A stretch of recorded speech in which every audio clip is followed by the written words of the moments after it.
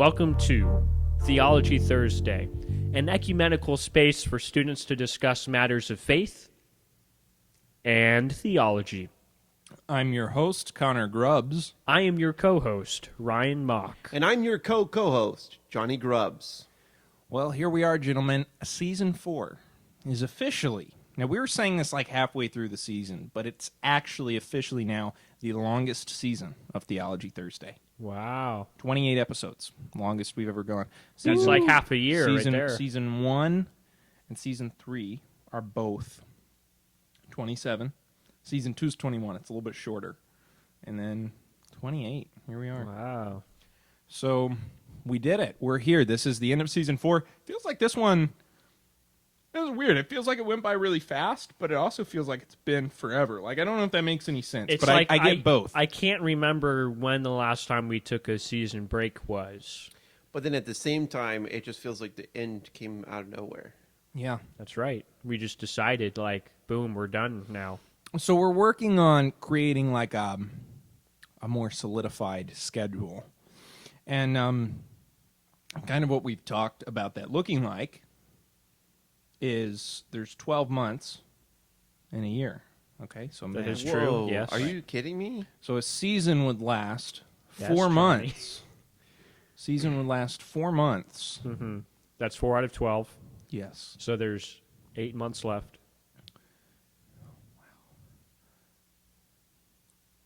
And there'll be 2 seasons every year. So now there's only 4 months left. So that's like 4 month season, 2 months off, 4 month season, 2 months off.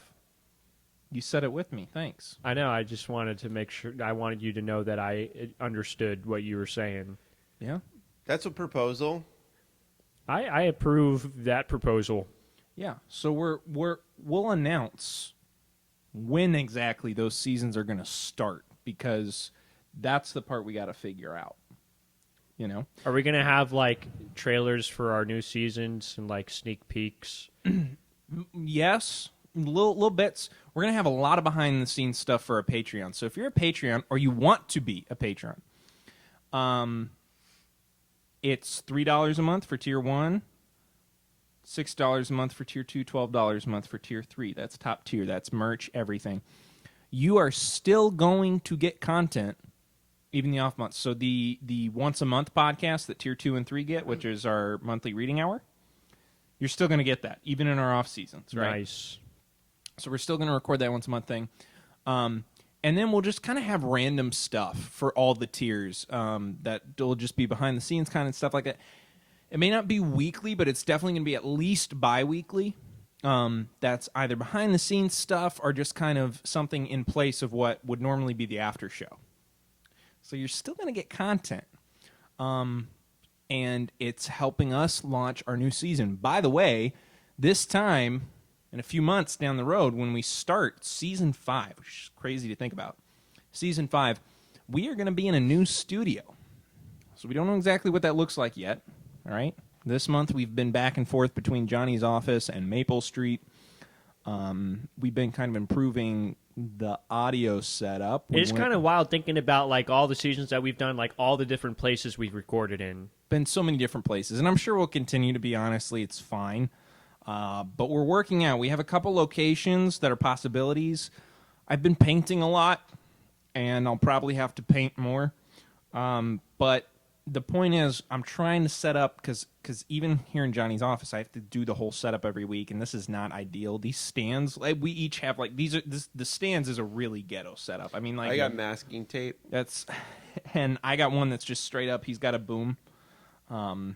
It's all over the place, right? So the idea would be, if we have a permanent studio space, we can set it up, and it's just, boom, good to go.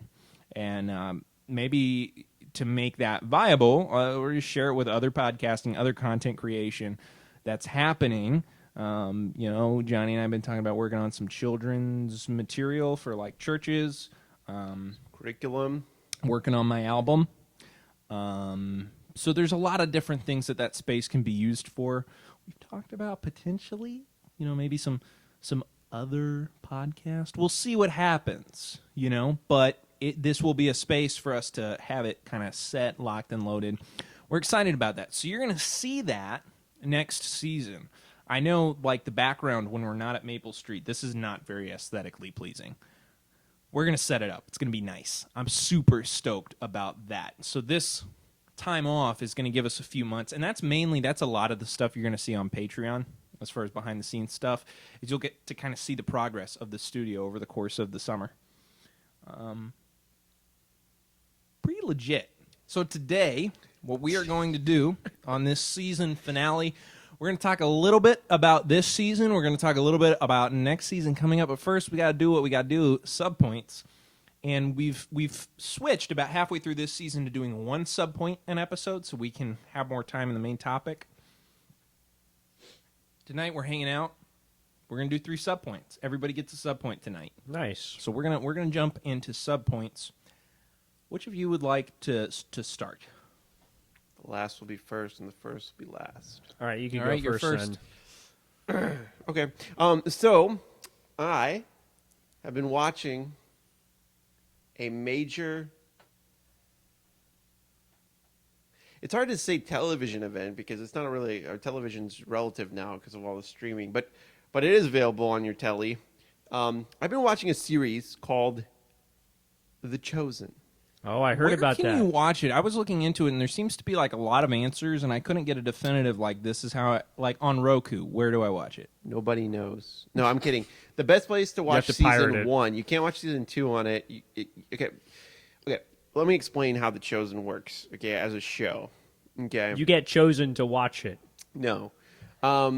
They really wanted to make sure that they had like free reign of it, that it wasn't controlled by like any major Christian corporations or secular corporations. They wanted to just be believers who love who are compelled by Jesus and want to portray him and his disciples, in a hopefully faithful way.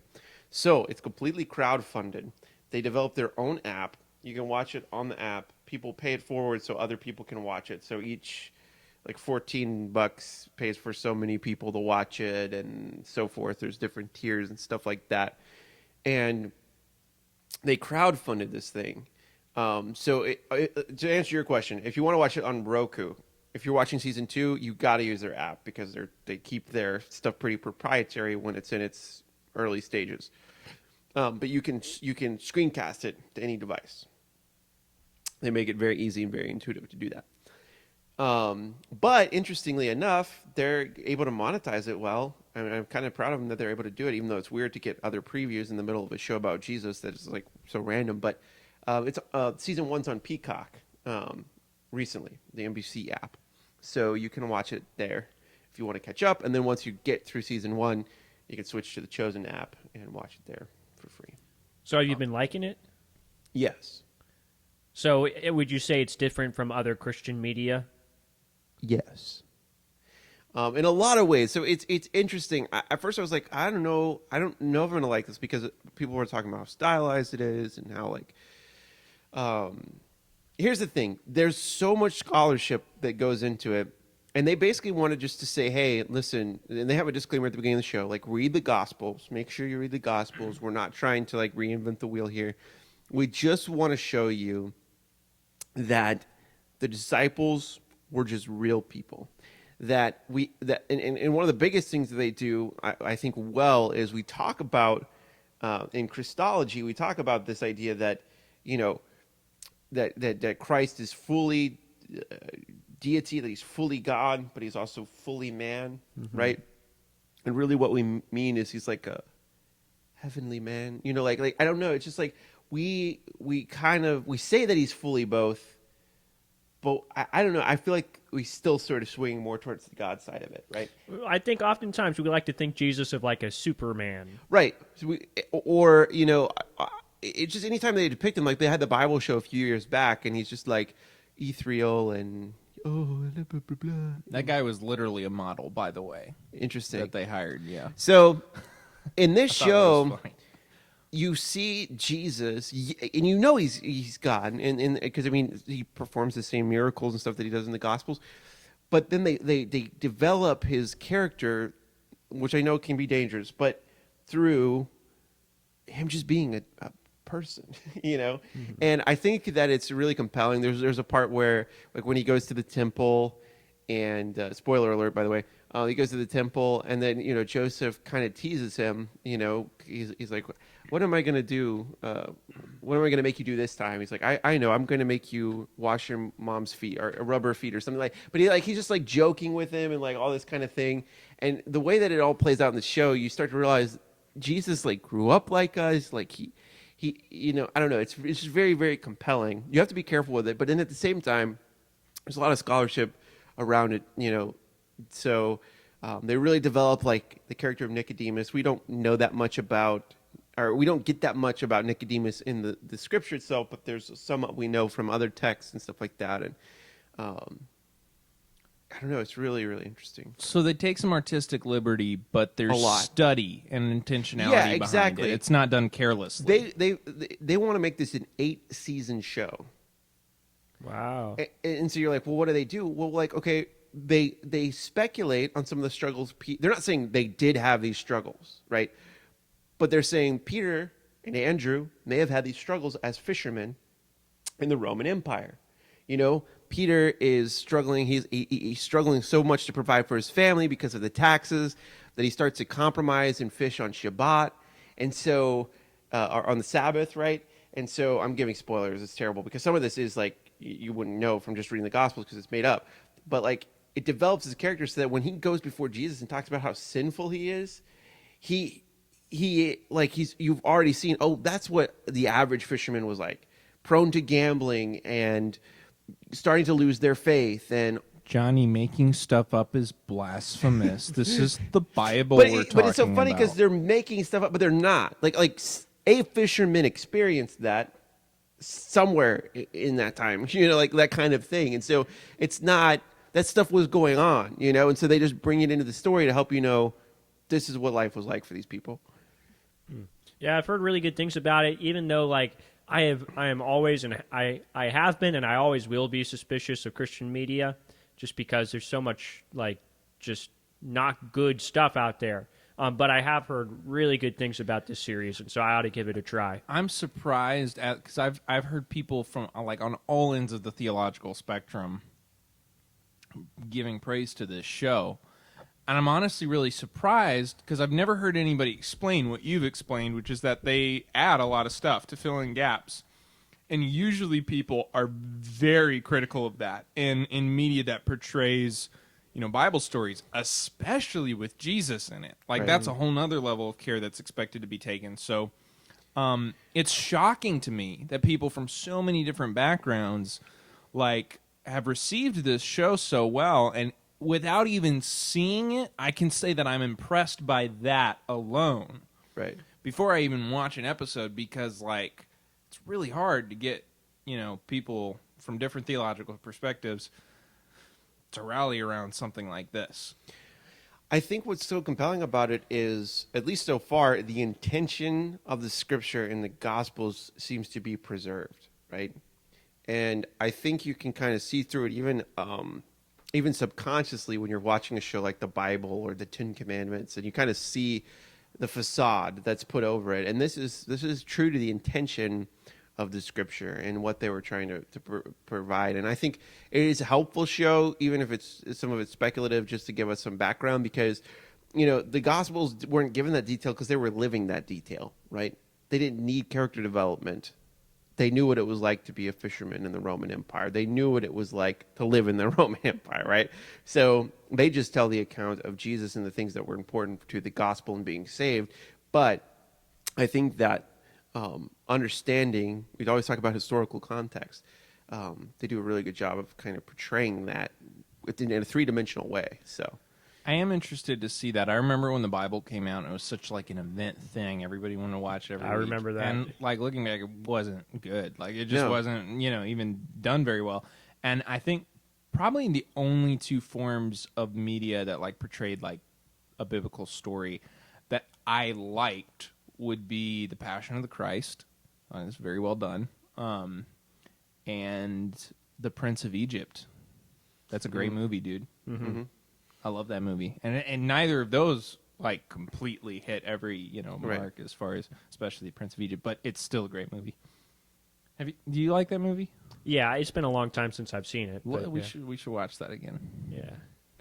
It's got great music. So too. anyway, I don't want to fully endorse something, and be like, oh, hey, they're not sponsored, but and I then will like season 5, like something Peter's weird gay happen. or something. Yeah. Like, Yeah, you're just yeah, like, yeah. I'm sorry. yeah. So I can't do that, but I really do think that they want to share Jesus with the world, and I think it's a pretty good thing. Ryan, Nice. you want to go next, or you want to save yours for last? Now I'll go next. Then let me ask you something. Is yours funny? I think it's. I don't know if it's funny, but it's fun. We're gonna play a game. Oh We're gonna play a no! game. Let's save yours for last. Okay. I want to save that for last. Johnny, why were you like that? Why are you like, oh no, you don't want to have fun? Oh no! Listen. I struggled with this all day because I was thinking. I was like, I need to have a sub point tonight. I need to have a sub point. I spent like an hour looking through sorry. the internet trying to find a sub point, and I couldn't find anything. So I'm like, well, I know this game we could play. All right, I'm sorry. I'll try to appreciate it. My students know that like I'm terrible with the game. I mean, I can make stuff up or find it on the internet, but like I don't generally like games. But I'm Because you're lame. yeah. Okay. All right, Connor, go ahead. Okay. You're both gonna laugh at me when I open this, but Tell us. I really want you to hear me out. Oh no. Justin Bieber dropped an EP on Easter Sunday. I heard about this. Okay. Is this going to be With like Tori the Kelly, Kanye right? thing? Tori Kelly's on one of the songs. Okay, yeah. So yeah, he dropped an EP on Easter Sunday, and this was like, he's like led some worship songs at a couple spots, even like his normal concerts. He's affiliated with Hillsong, right? he no, was friends with the pastor. with Carl Lentz, but the pastor They had a falling out before the whole. Yeah, the pastor that he's been following and who actually is on the album is Judah Smith. Okay. So he goes to Judah He actually Smith. started at Judah Smith's church when he was really, really young. Then he went to Carl Lentz for a little bit. Yeah. And Carl Lentz was apparently weird, and he was like, "All right, I'm gonna go back to Judah Smith." I like And Judah Smith. So he goes to Judah Smith's church, and Judah Smith is on this album. He does a couple like spoken words things, like reads some scripture, like does some stuff, and so yeah, and it's like a bizarre mix. Like you have like a couple secular rappers that are on it. You have Tori Kelly. Is Kanye on it? No, There's no And Chick-fil-A that would've been sauce. Kind of cool. Okay. You have Tori Kelly, you have Judah Smith, you have Chandler Moore, who's one of the lead singers with Maverick City Music, which is a worship group that's gotten really popular in the past couple years. Wait. Back up. Judah Smith is on the album? Yes.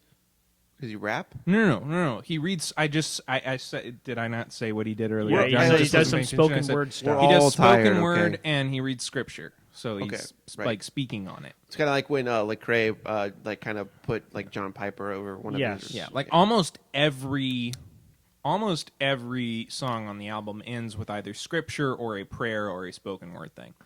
So is it good?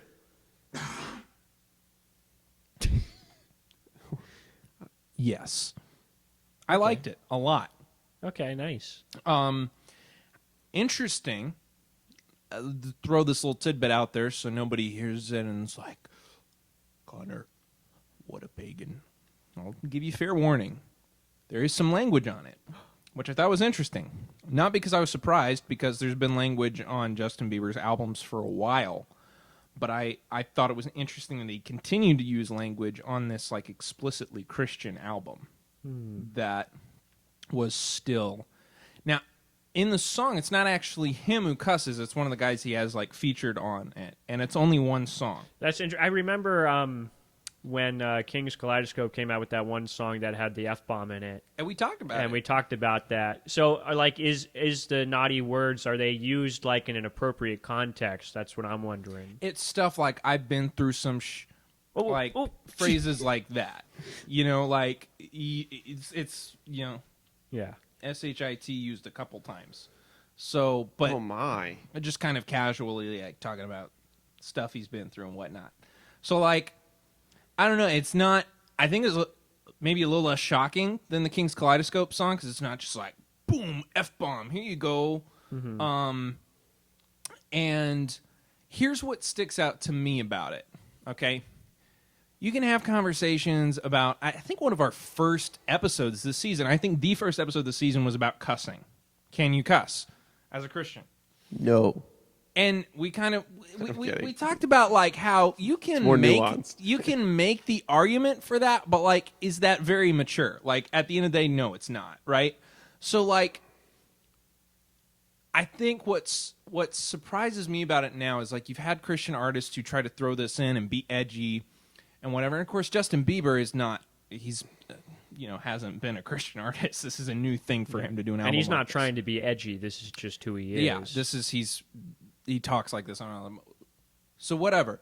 But my point is, Kanye West came out with a gospel album, and he doesn't even say damn on it. Like he's no, I'm just saying like it's squeaky clean. Yeah.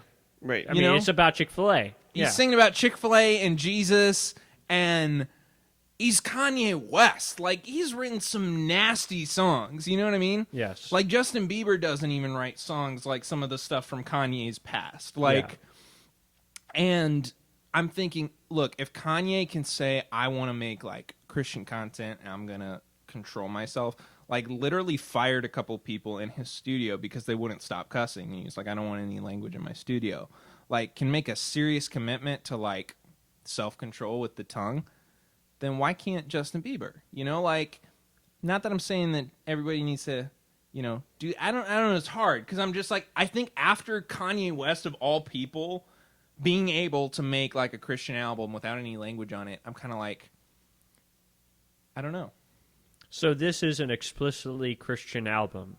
Yeah. Is it so it came out on Easter? Is it an explicitly Easter album? No, it's not. But his decision to release it on Easter Sunday was very intentional.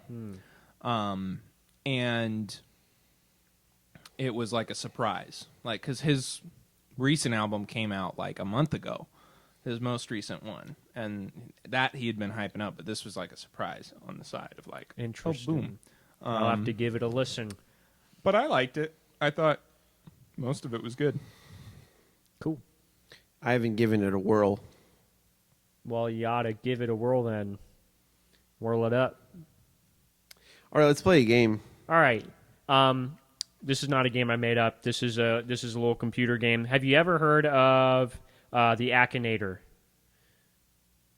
No. Okay, so maybe once I talk through this, maybe this will be similar or familiar. What the Akinator is? It's a computer program that was created that will read your mind.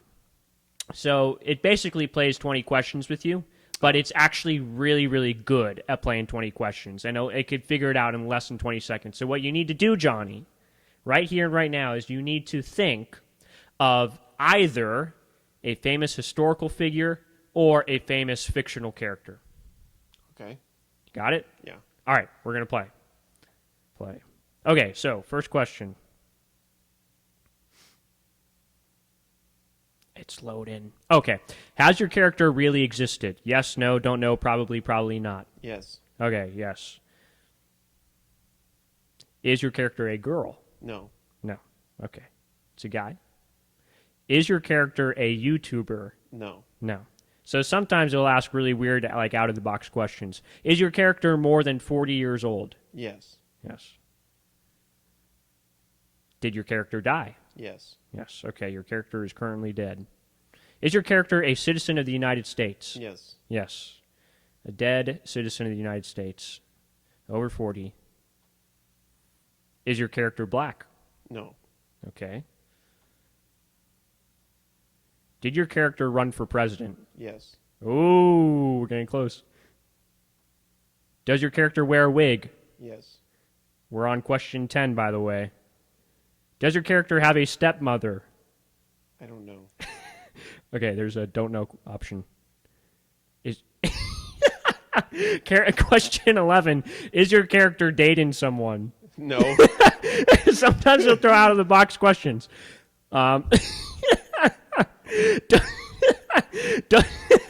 Does your What is this shall become. Does your character write private comics? I don't know. Don't know. I feel like there was this older president that did it. Was your character number one? Yes. George Washington. Yeah. Got him. All right, Connor, it's your turn. So hold on. Okay, I'll play it first, and then we'll do it. All right. Okay, it's either a historical figure or... I have heard of this game, by the way. Yeah, No. but I'm about to talk about why I think this is really stupid, but that's okay. Let's go ahead and do it. Okay. I have my person in mind. Okay, excellent. Has your character really existed? No. Ooh, okay. Question 2. Is your character from a Japanese anime? No. Okay. Why not? Does your character wear shoes? No. Oh, okay. Does your character stand on 2 legs? Yes. Okay. A barefooted person. Is your character originally from a video game? No. Okay. Does your character have fun? Yes.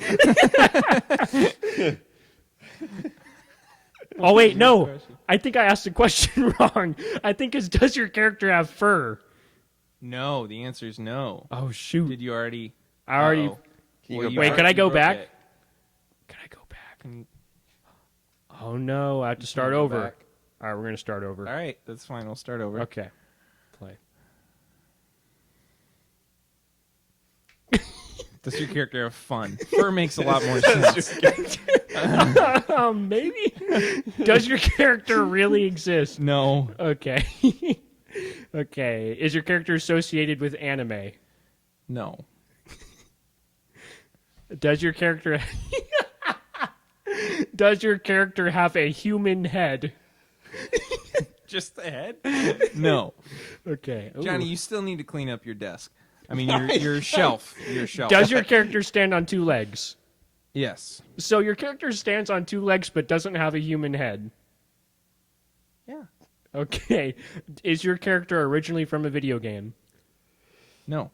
Okay. Does your character have fur? No. Okay. I'm trying to think of what kind of creature stands on 2 legs, doesn't have fur, and doesn't have a human head. Is your character short? Yes. Okay. Is your character an animal? Yes? Is it an alien? No. Okay. That wasn't one of the questions. Is your character a female? No.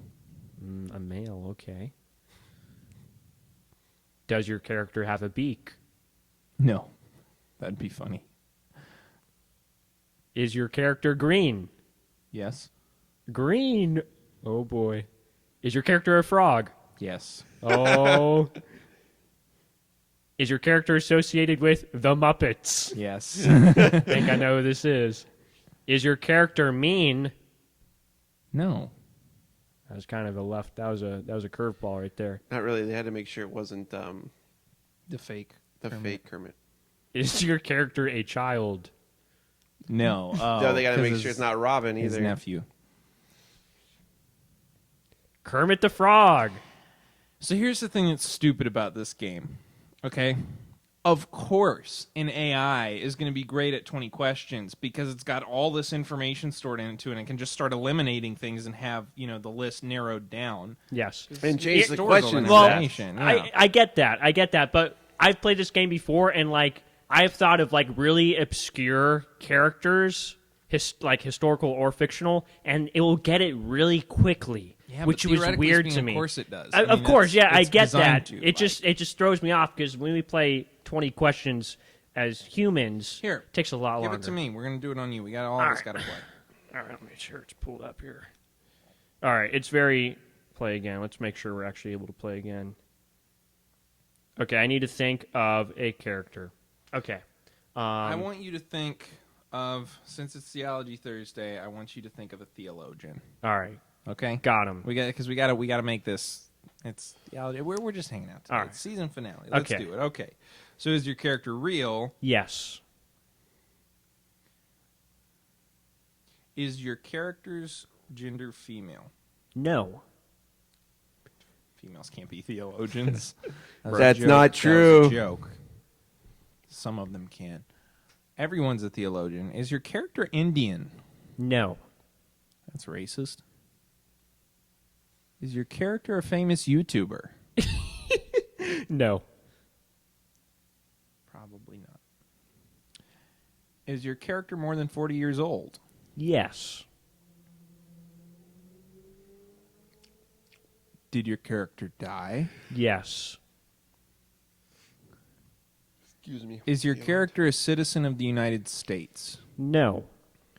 I'll be surprised if it gets this because I think it's an atheist. Is your character kind? I would say yes, although I didn't know the person personally. So probably. Yeah, probably. We'll go with probably. So not John Calvin. Has your character been dead for more than 100 years? Yes. Is your character in the Bible? Oh, so it's not an atheist. No. Is your character from the musical Starship? No. That'd be weird. Can we establish that it's real? Has your character governed his country? Close, but no. No, okay. Did govern a city. Has your character killed humans? That's debatable, but I would say no. Don't know.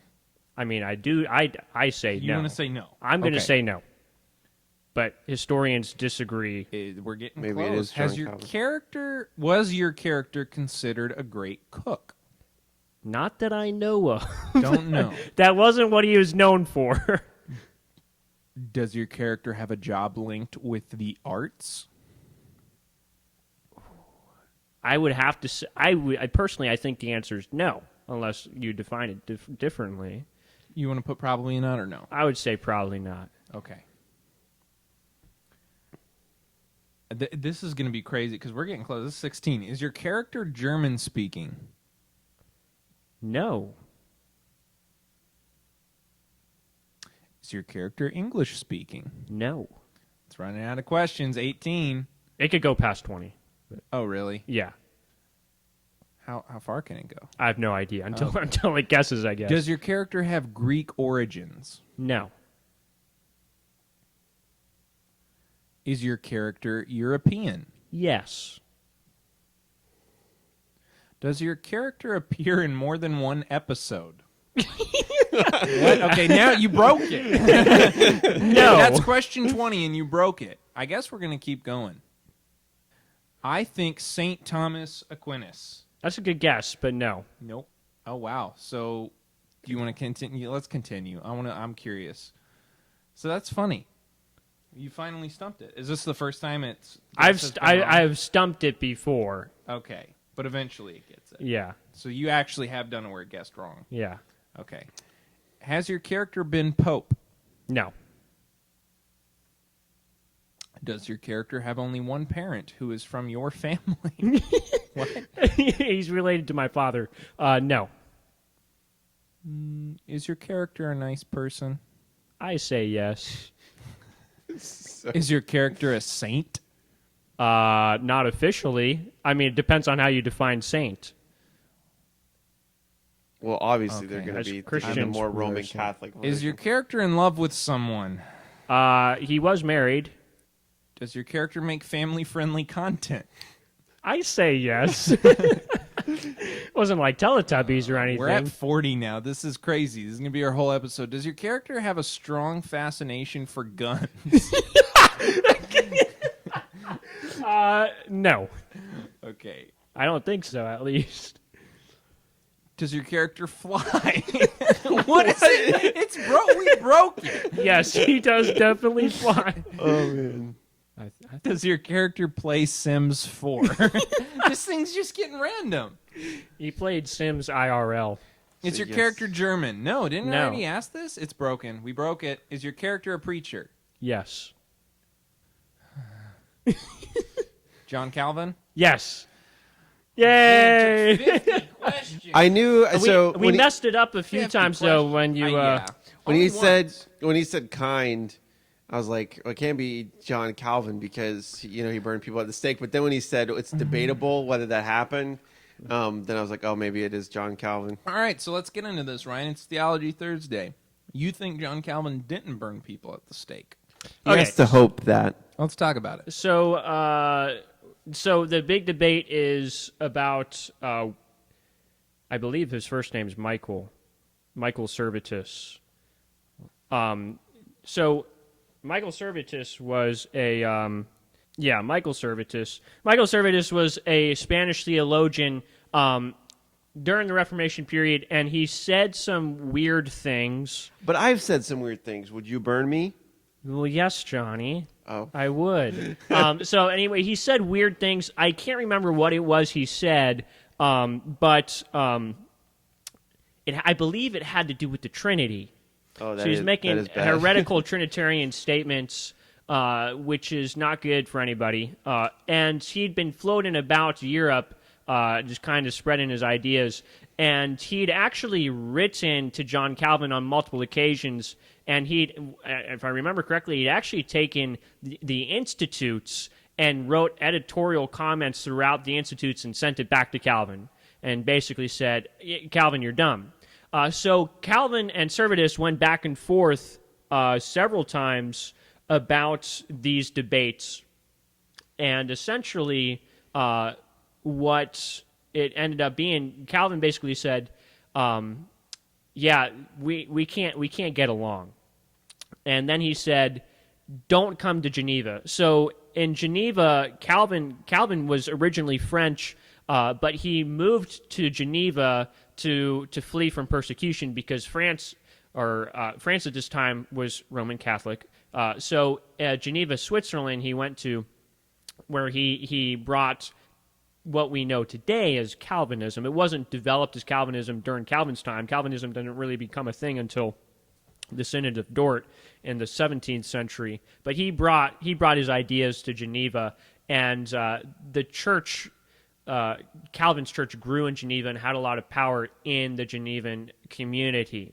And so a lot of people have the assumption, or they think that Calvin was the president of Geneva, or that Calvin was the mayor of Geneva. He wasn't. But what he did do is he set up a government in Geneva that was led by a committee. So his elders burned. Sure. So basically, Calvin said, don't come to Geneva. As a Southern Baptist, I can say there's a big difference between committees and elders. Thank Sorry, you, Connor. my bad. Very true. Calvin told Servetus, just don't come to Geneva. And Servetus didn't make anybody happy because he was also running from the Roman Catholics.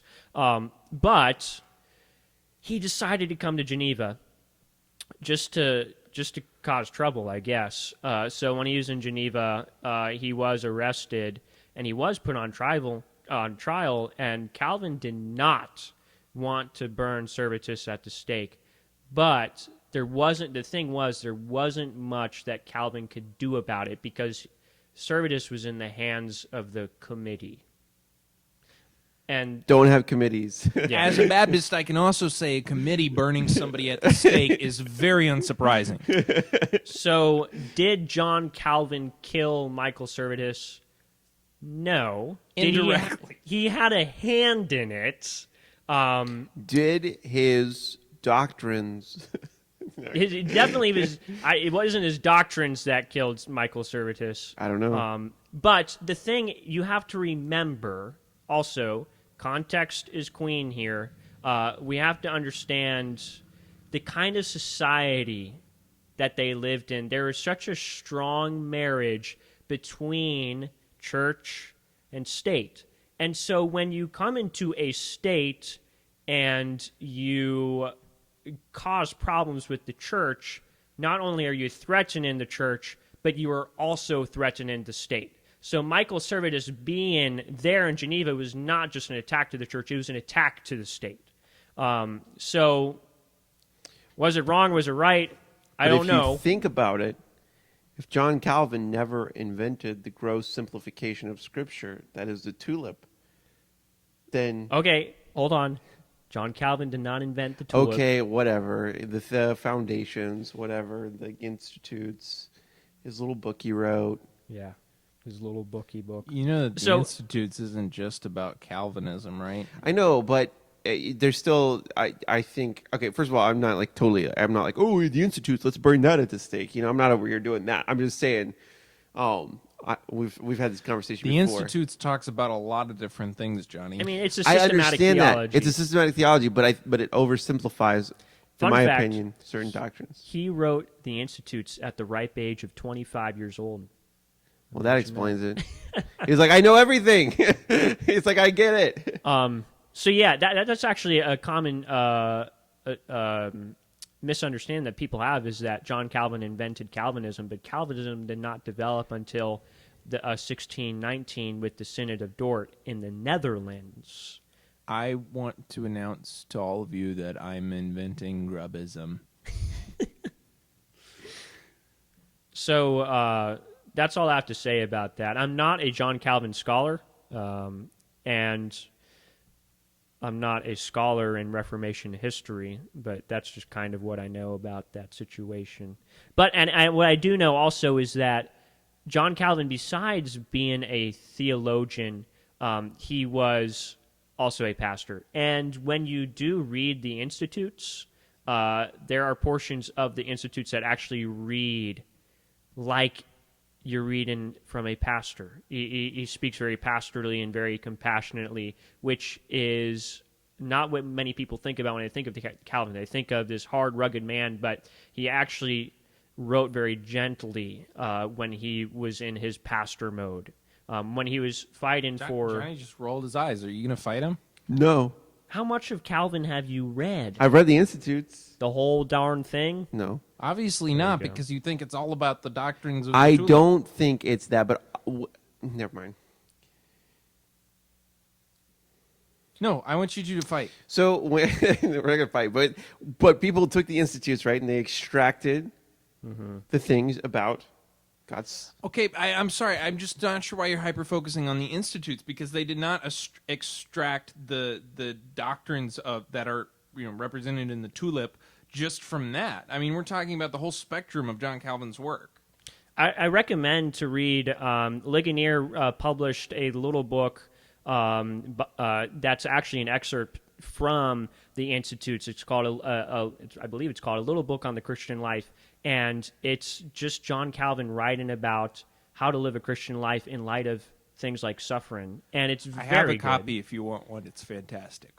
I mean, it reads it reads like a 16th century book, so the language is archaic and kind of beyond our 21st century, reading.